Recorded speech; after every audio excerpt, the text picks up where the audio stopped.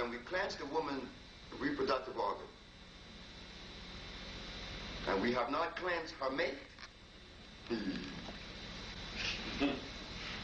baby, when your mate eat eggs and cheese and butter and milk and bread and coffee, and that goes into his body, that makes up the sum total of his hormonal flow and his hormone, his sperm is manufactured out of what? Acid substance. And now when he ejaculates that sperm into your uterus, you need any more than that? No, you don't. You're going to break it. He's going to, oh boy, he's going to discharge all that stuff. You need this acid. I know a sister divorced her husband because of that. And many, the sisters that came with us today, they will tell you that there are many sisters in New York, because when New York knows, we've been in now for 7 years, and there's a relationship. I learned this too, and that's so beautiful, that all the people that makes up the Usha Institute, they all are ex-sick people like myself, because we find a commonness now, you know, like there have been over maybe 1,000 or more people healed in New York. So out of that 1,000, about 500 of us still look the company of one another to be around and to talk about the experience. And we're now planning other things to do as a family, because, hey, we're getting well, you know. We could laugh and touch and tease each other. You know, I like to tease people. And it's nice. And Jay always teased me and talk about my funny ears and stuff, you know. But it's nice that we could absorb that, right? And we reach that level that we could really play. You know, like we used to play to the children. Oh, your nose look funny, you know, and all that kind of stuff. That's nice. So the Usha Institute now has a family. And the ladies that you see here today, they are part of the family. And they want to come and meet all of you here in Chicago. They want to come to be with me and to talk and tell you things that they have experienced themselves, what they have seen. Annette, she didn't talk, but she should have said something, because Annette traveled with me for 5 years. She's been all over the world with me, practically. I remember once Annette was breastfeeding her baby. She was breastfeeding her baby like this in the corner. And she breastfeeding her baby on this end, on this side. But there was a line of children. When I came, I left Annette with the baby. She was nursing the baby. But when I came back, I said, line of children. But they were taking turns. Seeing Annette breastfeed the baby in Curacao. And I wondered, why were they doing that? What was it they were seeing? So a man came and asked me, are you her husband? I said, what you want to ask? Well, you know, she's not supposed to be breastfeeding that baby. I said, why? Because a woman's breast was made for a man. And I'm not, no. This is not to laugh at, this was serious. This is Naruba, this is Curacao, the Dutch Antilles. And that's why they didn't want Annette to breastfeed, to show her breasts in public. What would have happened to that man if he had come to Africa 500 years ago? That's the only way we live. I mean, he would have had some kind of nervous problem, isn't it? Next question. Yes, ma'am. What do you think about manipulation, chiropractic manipulation and naturopath manipulations in terms of eliminating fibroids? That's my first question. And my second one is, what do you think about spirulina in terms of building the body cells? Okay, we begin with spirulina. Spirulina is an algae. Is it a natural? Algae, it is natural, 100% natural. But the difficulty is this. In the natural kingdom of life, substance that retain their strength and electrical value are the roots, the barks, the berries, over a period of time, up to a year. Some roots, no, some barks up to 6 years. They will retain their strength, their electrical value. As for an algae or a leaf, no. 45 minutes after you have removed that substance from its life source, it's dead, completely dead.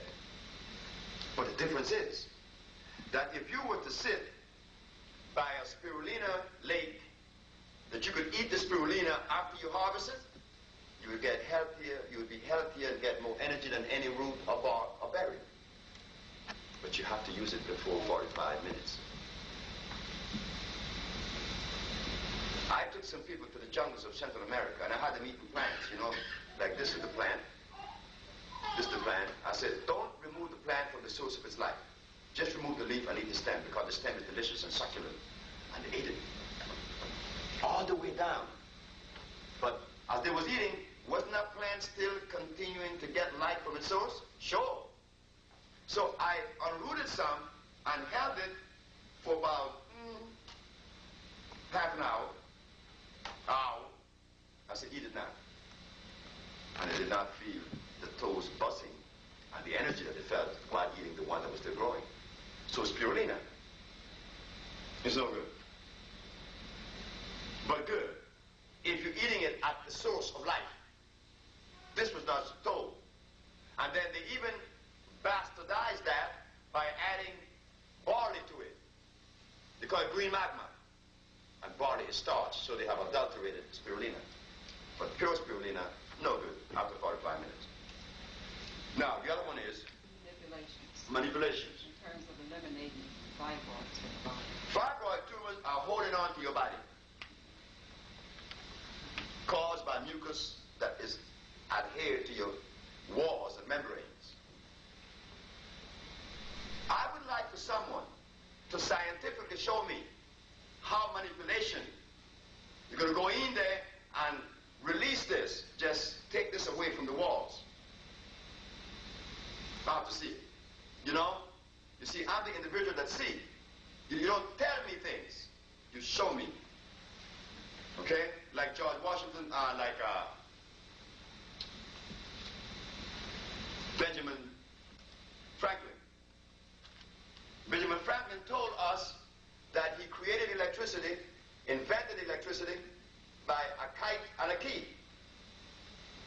Everybody believed that.